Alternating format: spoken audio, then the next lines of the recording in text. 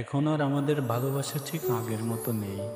হয়তো ভালোবাসি এখনো, কিন্তু ভালোবাসার ভাষা বদলে গেছে কই কে জানে। এক সময় তোমার চোখেই খুঁজতাম নিজের সমস্ত জগৎ, আজ সে চোখে পড়ে কেবল ক্লান্তি। আর আমি নিজেও যেন ভীষণ ব্যস্ত নিজের সাথে।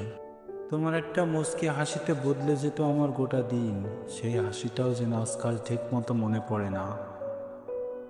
চায়ের কাপ দুটো এখনো থাকে, কিন্তু একটার চুমুক ফাঁকা ফাঁকা লাগে।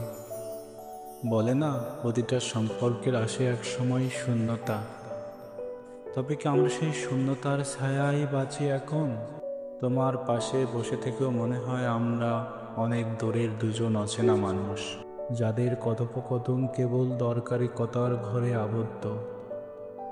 হাত ধরার মাঝে যে উত্তাপ ছিল, আজ তার জায়গা নিয়েছে ঠান্ডা সৌজন্যতা। তুমি আর চুলে বিলি কাটো না, আমি আর কবিতা লিখি না তোমার চোখ নিয়ে।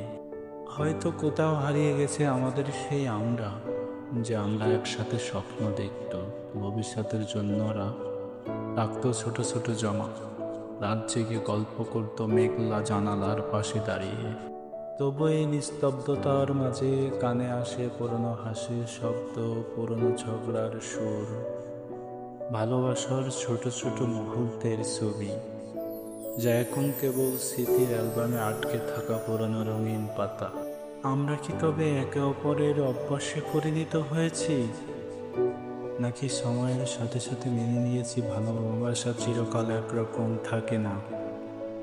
সে বদলায়, রূপ পাল্টায়, কখনো চলে, কখনো নিভে যায়।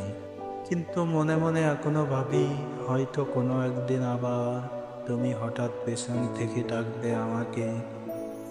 আমি ঘুরে দাঁড়িয়ে দেখব তোমার চোখে সেই পুরনো আলোটা জ্বলে উঠছে।